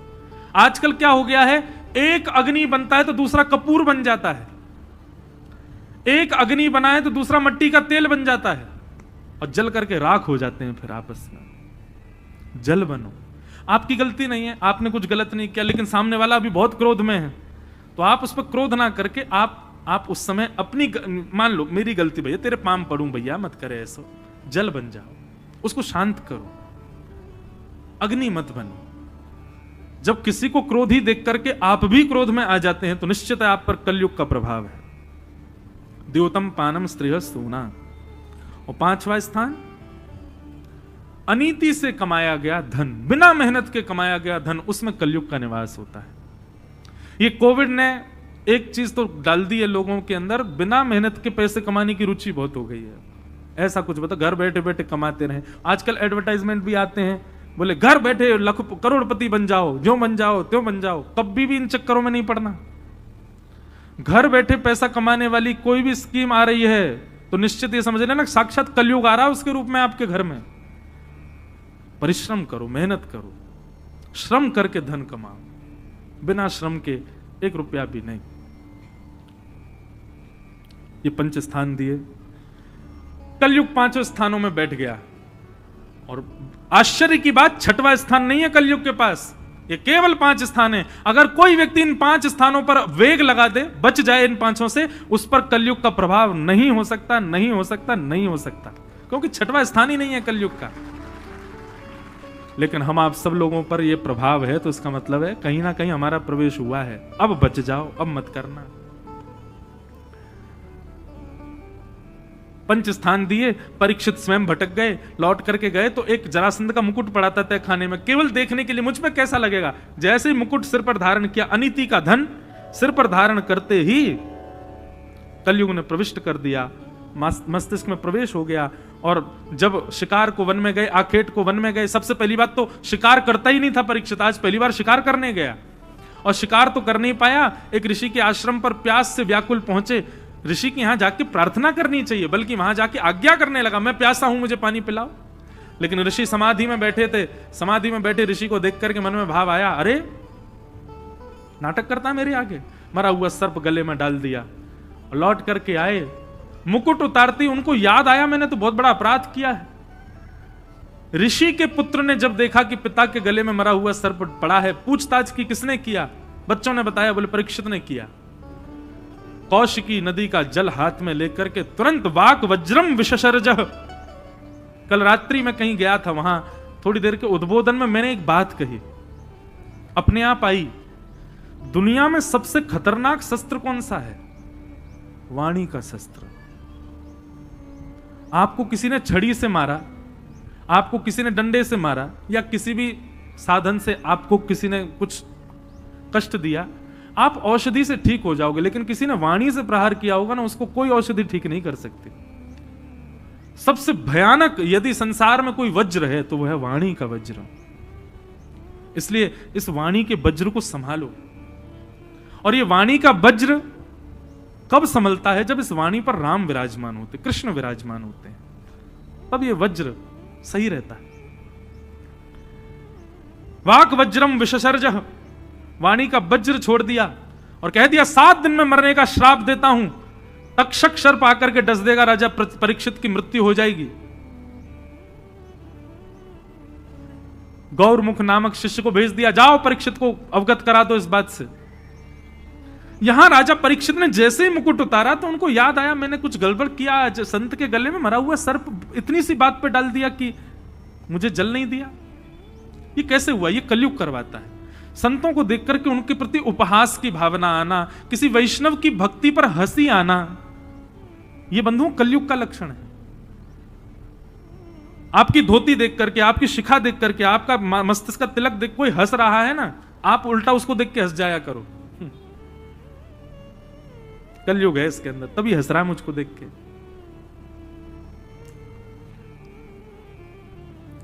गौरमुख नामक शिष्य ने आकर के बता दिया, राजा परीक्षित आपके जीवन के केवल 7 दिन बचे, अपनी मुक्ति का उपाय खोज लीजिए। राजा परीक्षित को इस बात से क्षोभ नहीं हुआ। अपने पुत्र जन्मेजय को राज्य गद्दी पर बिठा करके राजा परीक्षित गंगा के तट पर चले गए।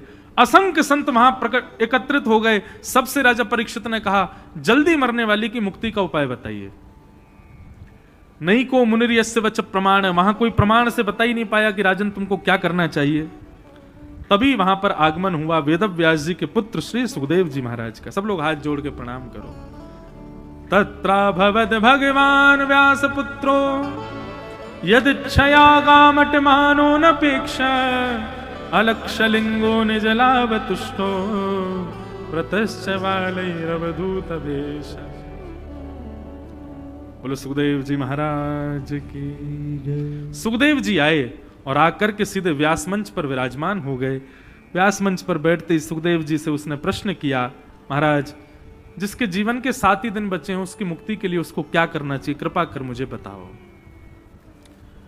सुखदेव जी महाराज अब यहां से कहना प्रारंभ करते हैं और अब भागवत का 2वां स्कंद प्रारंभ होता है और कृष्ण जन्म होगा 10वें स्कंद में। तो अब चलो, अब हम हनुमान जी का आवाहन करते हैं, क्योंकि 7 तो बजने वाले हैं और हमने कल पहले ही कह दिया था आज विलंब से तक होगी कथा।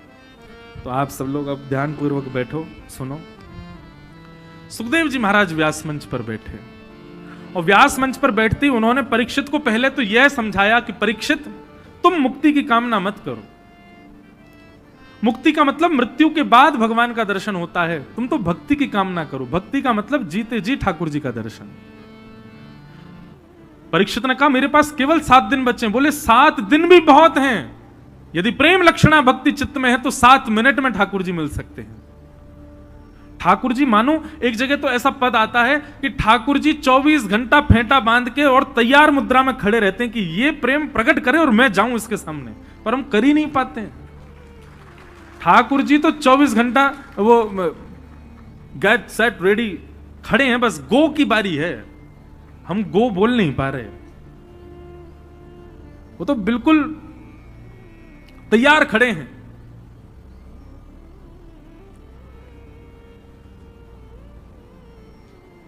चौबीस घंटा उनको मेरा और आपका चिंतन रहता है ठाकुर जी को। बस नेक नेक कसर रह गई है, नेक और कर ले, मैं तो तैयार बैठा हूं तेरे पास आवे को, तू करे तो सही। बस वो कसर पूरी भागवत जी करती हैं। यहां बताए गए सूत्रों से वो कसर पूरी होती है। और एक बात बंधु कहें, हमारी तो हो गई। हमारे पास जब से लाल जी पधारे हैं तब से यही भाव है, ठाकुर जी साक्षात पधार गए। और सुनो, कसर में पीछे आप भी नहीं हो, आप सबके ठाकुर जी भी कोई कम है क्या? ये स्वयं ठाकुर जी आपके घर में विराज रहे हैं। देखो, ठाकुर जी आपके घर में विराज रहे हैं और आपका उनके प्रति नित्य प्रति प्रेम बढ़ रहा है, तो ये समझना वो साक्षात कृष्ण ही विराजे हैं। और आप केवल उनको विराजमान करके और जो है खाना पूर्ति कर रहे हो, प्रेम कुछ नहीं है, तो फिर तो ये समझो कि ठाकुर जी अभी कह रहे हैं भाई कसर रह गई है, कर या को पूरी। एक प्रकार से मैं ये बात कह दूं तो कोई अतिशयोक्ति नहीं। कृष्ण के प्रति प्रेम प्रकट होना ये साक्षात ठाकुर जी के प्रकट होने के समान है। प्रेम आ गया ना कृष्ण के प्रति, समझो ठाकुर जी आ गए। और क्या चाहिए आपको? प्रेम आ गया उनके प्रति, तो समझो वही हैं। मीराबाई के सामने कोई साक्षात ठाकुर जी नहीं आए हैं। मीराबाई के चित्त में प्रेम आ गया, फिर भी वो कहती है मेरे तो गिरधर गोपाल दूसरो ना कोई। साधुआ ने संग बैठ बैठ लोक लाज खोई, भाई छोड़िया बंधु छोड़िया, छोड़िया जग सोई। क्यों छोड़ा? ठाकुर जी प्रत्यक्ष तो आए नहीं, प्रत्यक्ष नहीं आए हैं, पर ठाकुर जी के प्रति जो प्रेम है वो प्रेम कोई और नहीं, वो ठाकुर जी ही हैं। एक बात मैं आपको हाथ जोड़ के निवेदन कर दूं, ठाकुर जी प्रत्यक्ष तो आपको नहीं मिलेंगे और प्रत्यक्ष आपके संग रहें ऐसा भी नहीं होगा। ठाकुर जी की अनुभूतियां रहेंगी साथ में, ठाकुर जी का अनुभव रहेगा साथ में। कभी स्पर्श का अनुभव होगा, कभी स्वप्न का अनुभव होगा, कभी अनुभूति अनुभव होगा। यही ठाकुर जी हैं। ठाकुर जी कोई गले में गलवैयां डाल के 24 घंटा बैठे रहे, ऐसा संभव नहीं होगा और ऐसा होना भी नहीं है। आप ठाकुर जी से प्रार्थना भी करना है, ऐसा मत करना, क्योंकि इतना सामीप्य यदि ठाकुर जी ने दे दिया तो आप उनकी वैल्यू नहीं करोगे। ठाकुर जी तो अनुभव ही कराते हैं, अनुभूति ही कराते हैं। सुखदेव जी महाराज ने समझाया, बोले परीक्षित तुम भक्ति मांगो, मुक्ति मत मांगो। 7 दिन की बात कर रहे हो, 7 मिनट में ठाकुर जी आ जाएंगे। तब परीक्षित ने हाथ जोड़ के कहा, मुझे भक्ति दिलाइए, और इस भक्ति के लिए साधन क्या है? बोले साधन श्रीमद् भागवत है। तब यहां पर सुखदेव जी महाराज ने भागवत की कथा सुनाना प्रारंभ किया, सृष्टि का प्रसंग सुनाया, और उद्धव विदुर संवाद, विदुर मैत्रेय संवाद आदि सुनाते हुए यहां पर पृथ्वी का सृजन, और पृथ्वी के सृजन में सबसे पहले मानव स्वयंभू मनु, स्वयंभू मनु की 3 पुत्री 2 पुत्र, आकुति, देवहूति, प्रसूति, प्रियव्रत और उत्तानपाद, इन 4 संतानों की कथा सुनाई, जिसमें सबसे पहले कथा देवहूति की सुनाई गई। देवहूति का कर्दम प्रजापति के साथ में विवाह हुआ और इनके यहां भगवान कपिल रूप में प्रकट हुए। बोलो कपिल भगवान की। कपिल भगवान के साथ देवहूति माता का संवाद हुआ, जिसका आज हमने एक अंश सुना। ऐसे करीब 8 प्रश्न देवहूति माता ने किए हैं कपिल भगवान से। हमने एक प्रश्न सुना, हम उसी से ही कपिल देवहूति संवाद को, जो 4 भक्तों के लक्षण बताए भगवान कपिल ने, ऐसे कपिल देवहूति संवाद को हम प्रणाम करते हैं। तत्पश्चात आगे सती चरित्र सुनाया गया। कल मुझे एक प्रश्न आया था और उस प्रश्न में यह भाव था, बोले महाराज जी, हमने सुना है कि श्री सीता जी गौरी पूजा के लिए जाती हैं, और वहीं प्रसंग आता है कि जब राम जी वन में सीता जी को खोज रहे थे, उस समय महादेव सती के साथ में थे, और सती के प्रस्थान के बाद पार्वती जी के साथ में विवाह हुआ, तो फिर गौरी पहले कहां से आ गई? अब इसके पीछे आपके अनेक तर्क हैं, इसके पीछे अनेक भाव हो सकते हैं। हमने गुरुजनों से और पूछ के इसका और श्रेष्ठ जो कोई कथानक होगी तो वो भी सुनाएंगे, पर एक जो हमारी मत्ती में उत्तर आया वो ये कि गौरी का मतलब केवल पार्वती नहीं है। गौरी जगदांबा, परांबा, आदि शक्ति को गौरी ही कहते हैं, उनको गौरी नाम से ही संबोधित किया जाता है। और आदि शक्ति उनका हिमालय से ही प्रादुर्भाव होगा, महादेव से विवाह होगा, ऐसा आवश्यक नहीं। वही आदि शक्ति गौरी भी है, वही आदि शक्ति सती भी है, वही आदि शक्ति जगदम्बा भी है, वही आदि शक्ति सीता भी है, वही आदि शक्ति रुक्मणी भी है। वो आदि शक्ति मूल तत्व, जैसे नारायण है, नारायण के ही विलग विलग राम कृष्ण आदि ये सब अवतार हैं, ऐसे आदि शक्ति है। आदि शक्ति के ही, आदि माने प्रथम, आदि का मतलब होता प्रथम शक्ति, उनका नाम ही गौरी है। तो सीता जी जो गौरी पूजन करने गई वो आदि शक्ति का पूजन कर रही हैं। आदि शक्ति मतलब प्रथम शक्ति, वो गौरी हैं। और इसमें कोई संत जनों का यदि भाव होगा तो फिर मैं पूछ के बताऊंगा उत्तर उसका, पर मेरी मति का ये उत्तर है कि गौरी तो आदि शक्ति है।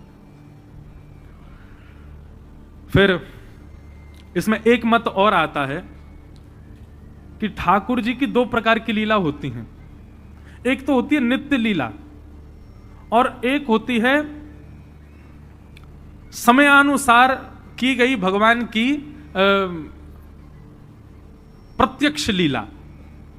नित्य लीला में तो नित्य महादेव और पार्वती नित्य विराजमान होते हैं, पर जब वो अपनी लीला को प्रत्यक्ष रूप देते हैं किसी पुराण के लिए, ग्रंथ के लिए, हम लोगों की सीख के लिए, तब वहां पर वो लीला अलग तरीके से करने का प्रयास करते हैं। पर नित्य लीला में महादेव सदा पार्वती जी के साथ में विराजमान है, सदा आदि शक्ति के साथ में विराजमान है। तो नित्य लीला की यदि बात करें तो नित्य में तो महादेव का आदिकाल से अनादिकाल से पार्वती जी के साथ में विराजमान होना निश्चित है, इसलिए गौरी पूजा। तो ये 2 कारण हैं। एक तो होता है कि वो नित्य हैं, उनको प्रकट होने की आवश्यकता नहीं, वो नित्य से ही विराज रहे हैं। और दूसरा कारण, गौरी आदि शक्ति है, उनको भी गौरी कहा जाता है। तो इस प्रकार सती चरित्र सुनाया गया। उसके बाद ध्रुव जी की कथा बताई। नन्हे से 5 वर्ष के ध्रुव जी अपनी छोटी मां की फटकार सुनकर के वन में गए और वन में जाकर के नारद जी के द्वारा प्रदत्त द्वादशाक्षर मंत्र से उन्होंने भगवत प्राप्ति की। ये द्वादशाक्षर मंत्र कौन सा है? ओम नमो भगवते वासुदेवाय, ओम नमो भगवते वासुदेवाय, ओम नमो भगवते वासुदेवाय, ओम नमो भगवते वासुदेवाय, वासुदेवाय कृष्णचंद्राय, वासुदेवाय कृष्णचंद्राय, वासुदेवाय कृष्णचंद्राय, वासुदेवाय कृष्णचंद्राय, हे वासुदेवाय बद्रीनाथाय, वासुदेवाय बद्रीनाथाय, वासुदेवाय मुक्तिनाथाय, वासुदेवाय बद्रीनाथाय, ओम नमो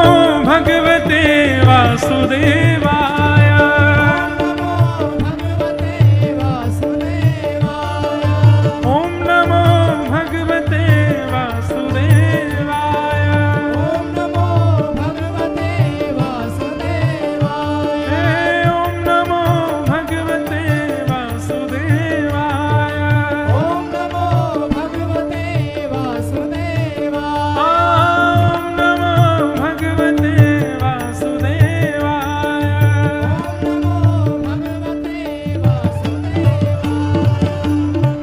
ध्रुव जी महाराज को यह द्वादशाक्षर मंत्र प्राप्त हुआ नारद जी से। बंधुओं, ये सिद्ध मंत्र है। यदि कोई व्यक्ति नित्य द्वादशाक्षर मंत्र का जाप करता है, उसको कभी ना कभी ठाकुर जी का साक्षात्कार निश्चित होगा। द्वादशाक्षर मंत्र में यह सामर्थ्य है। अच्छा बंधुओं, भगवत साक्षात्कार का मतलब यह मत समझिए आपको गली में चलते फिरते कभी ठाकुर जी मिल जाएं। भगवत साक्षात्कार आपको किसी भी रूप में हो सकता है। आपको कभी बादल की आकृति में भी ठाकुर जी दिख सकते हैं, कभी आपको संगमरमर के पत्थर की आकृति में भी ठाकुर जी दिख सकते हैं, कभी वृक्षों की आकृति में भी ठाकुर जी दिख सकते हैं, किसी मानव की रूप आकृति में भी ठाकुर जी दिख सकते हैं। कहीं भी आपको ठाकुर जी का दर्शन हो सकता है। तो द्वादशाक्षर मंत्र ध्रुव जी महाराज ने 5 महीने तक इस मंत्र का जाप किया और 5वें महीने भगवान गरुड़ पर विराजमान होकर के ध्रुव जी महाराज को दर्शन देने के लिए पधारे। बोलो भक्त वत्सल भगवान की। प्रश्न उठ गया, ध्रुव जी महाराज को 5 महीने में भगवान कैसे मिल गए इतनी जल्दी? तो इसमें बहुत सी कथाएं आती हैं। एक कथा ऐसी आती है कि ध्रुव जी अपने पूर्व जन्म में अनेक जन्मों में कई भजन कर चुके ठाकुर जी का। अनेक जन्मों तक भजन करते करते करते उनका अनेक वर्षों का भजन हो चुका था। केवल भगवत प्राप्ति में 5 महीने का भजन शेष रह गया था। तो अब की बार वो ध्रुव बनकर के आए और अपना शेष 5 महीने का भजन उन्होंने किया और ठाकुर जी उनको मिल गए। इसका मतलब क्या है? किसी किसी को बाल अवस्था में ही बड़ा ज्ञान हो जाता है, बाल अवस्था में ही ठाकुर जी की बड़ी कृपा हो जाती है उस पर। इसका मतलब ये मत सोचो गए देखो इसको तो बना बनाया बचपन से ही सब मिल गया। उसके पूर्व के ना जाने कितने जन्मों का उसका फल होगा, उसकी तपस्या होगी तब जाकर के उसको प्राप्त हुआ है। और कई लोग होते हैं पूरे जीवन निकल जाता है उनका, फिर भी उन पर कृपा नहीं होती ठाकुर जी की। इसका मतलब क्या? अभी तुम्हारा तप शेष रह गया और करो। भगवत प्राप्ति की एक अवधि होती है, वो अवधि कितने जन्मों में पूर्ण होगी हम लोग नहीं जानते। बस इतना समझ लीजिए, बाल्यकाल से यदि प्रेम ठाकुर जी से होने लगा है तो ये आपका अंतिम जन्म है। इसी जन्म में ही आप ठाकुर जी को प्राप्त करके प्रस्थान करने वाले हो। अच्छा, अंतिम जन्म है, इसके कई सारे लक्षण बताए गए, ध्यान से सुनना। पहला, ठाकुर जी नाम रूप लीला और धाम, इन चारों से बाल अवस्था से प्रेम हो जाना। ठाकुर जी के नाम से, ठाकुर जी की लीला से, ठाकुर जी के धाम से, ठाकुर जी के रूप से, बाल अवस्था से ही प्रीति होने लग जाना, यह एक अंतिम जन्म का द्योतक है। अंतिम जन्म किसी व्यक्ति का है, उसका दूसरा लक्षण क्या है? संसार में जितने भी सद्गुण हैं, एक साथ वो सारे सद्गुण किसी व्यक्ति में दिखने लग जाएं, कम बोलता है, मुस्कुराता रहता है, प्रसन्न मुद्रा में रहता है, क्रोध करने वाली बात पर भी लेट गो करता है, छोड़ने का भाव रखता है, छोड़ो क्या करना गुस्सा, सबकी सहायता का मन होता है, अपने लिए ज्यादा कुछ ना करे, सबके लिए करने का उसके चित्त में भाव आवे। और सबसे बड़ी बात, आपको उसमें गुण ही गुण दिखने लग जाएं, बोले कि यार सारे गुण हैं, इतना अच्छा, इतना सीधा, इतना भोला, इतना प्यारा, ये सारे लक्षण एक साथ किसी में दिखने लग जाएं, समझ जाना ये उसका अंतिम जन्म है। और ये बात ऐसे ही नहीं है, इसका तर्क है। व्यक्ति जब अनुभवी हो जाता है ना तो शांत हो जाता है। बाल अवस्था में उछलता है क्योंकि अनुभव नहीं है, गर्म वस्तु को भी छूने जाता है, खाई को भी यूं समझता है इसमें कूद जाऊं, सर्प आदि को भी बालक पकड़ लेता क्योंकि अनुभव नहीं उसको। धीरे धीरे अनुभव होता है तो भय भी जन्म लेता है, धीरे धीरे अनुभव होता है तो वो थोड़ा शांत होने लग जाता है। बहुत अनुभव हो जाने पर आप वृद्धों को देखो, वो शांत हो जाते हैं, उनको कोई कुछ गलत कह दे तो भी उनको क्रोध नहीं आता, उनके अनुकूल सब्जी ना बने, रोटी ना बने, उनके अनुकूल व्यवस्था ना हो तो भी वो सह लेते हैं, क्यों? अनुभव हो गया है। ऐसे ही अनेक जन्म लेते लेते लेते जब जिसको अनुभव हो जाता है ना, वो अपने अंतिम जन्म में सम हो जाता है, शांत हो जाता है, सरल रहने लग जाता है, हर प्रकार की स्थिति में प्रसन्न रहने लग जाता है। समझो ये अनुभवी। और महाराज इतनी सी बात पर, और महाराज लाल ताता हो जाए, बिल्कुल तवा उसका गर्म, आंखें निकल के बाहर आ जाएं क्रोध के कारण, यूं समझना पहला ही जन्म है इसका, अभी नया नया आया है धरती पर, इसलिए इतना क्रोधी है। जिसको छोटी छोटी बात पे गुस्सा आता है, समझना उसका पहला जन्म है, अभी इसको बहुत लंबा फेर लगाना है संसार में। लेकिन जो सम रहता हो, समझना कि अब ये निवृत्ति की ओर है, अब ये प्रस्थान की ओर है। तो कहां थे हम? हाँ, ध्रुव जी महाराज को इतनी जल्दी भगवान क्यों मिले? ये इतनी जल्दी नहीं मिले, उनके अनेक जन्मों की तपस्या थी, बचे हुए 5 महीने बचे थे, ध्रुव जी के रूप में वो पूर्ण हुए, ठाकुर जी उनको मिल गए। ठाकुर जी की बड़ी सुंदर ध्रुव जी ने स्तुति गाई, और स्तुति गाते हुए ध्रुव जी महाराज चरणों में प्रणाम करते हुए कहते हैं, भगवान भक्ति मुहु प्रवहताम त्वयि में प्रसंगो भूयादनंत महताम अमलाशयानाम येनांजसोल्वणमुरुव्यसनं भवाब्धिं निश्चय भवद्गुण कथामृत पानमत्तः। हे नाथ, मेरे पर इतनी कृपा कर दो कि मुझको एक व्यसन लग जाए, मुझे एक आदत लग जाए, मुझे एक एडिक्शन हो जाए। भगवान बोले किसका? बोले आपकी कथा सुनने का। भगवान बोले तुमने व्यसन शब्द का प्रयोग क्यों किया? बोले नाथ, व्यसनी व्यक्ति बड़ा बढ़िया होता है। बोले क्यों? बोले वो मौके ही ढूंढते रहता है अपने व्यसन को भोगने के। किसी को इसकी लत हो तो मौका ही ढूंढता रहता है, कहीं शादी में जाएगा तो मौका ढूंढेगा, अच्छा ऐसा ऐसा हो गया, ठीक है थोड़ा जाके न चुस्की ले आऊं। व्यसन करने वाला व्यक्ति मौका ढूंढता है। भगवान, मैं भक्ति को व्यसन की तरह करना चाहता हूं, क्यों? हर समय मौका ही ढूंढता रहूं, कैसे कथा सुनूं, कैसे आपका नाम जप लूं, कैसे आपको देख लूं, कैसे आपका दर्शन कर लूं। ठाकुर जी इतने प्रसन्न हो गए ध्रुव जी की इस बात से, वाह तुमने बहुत अच्छी बात कही। बोले नाथ, मुझे भक्ति का वरदान मत दीजिए, मुझे भक्ति का व्यसन लगा दीजिए। मैंने कल भी कहा ना, प्रस्तुतिकरण भक्ति का। अब ध्रुव जी ऐसी बात कह रहे हैं, ठाकुर जी कैसे नहीं रीझेंगे उनसे? हम लोग सोच पाते हैं इतनी बड़ी बात? ध्रुव जी कह रहे हैं मुझे व्यसन लगा दो, आपकी कथा सुनने का, आपके दर्शन करने का मुझे व्यसन लग जाए, ताकि मैं 24 घंटा मौका ही ढूंढता रहूं। अरे महाराज, व्यसनी व्यक्ति को रात में नींद नहीं आती है ना, तो भी वो क्या करता है? बाहर जाकर के अपना व्यसन ही भोगता है। भक्ति का व्यसन लग जाए, नींद नहीं आवे तो भी कीर्तन ही हो। व्यसनी व्यक्ति भोजन के बाद व्यसन भोगता है, आप भी भोजन के बाद भजन में चले जाओ, ऐसा व्यसन। घर में कोई मेहमान आ जाए तो उस दिन व्यसनी दुगना व्यसन करता है, बोलेगा आज तो सुख का दिन है, खुशी का दिन है। घर में कोई उत्सव महोत्सव हो, भक्ति का व्यसन होगा तो दुगनी भक्ति करोगे, दुगना भजन करोगे। ऐसा वरदान ध्रुव जी महाराज ने मांगा। भगवान बोले तथास्तु।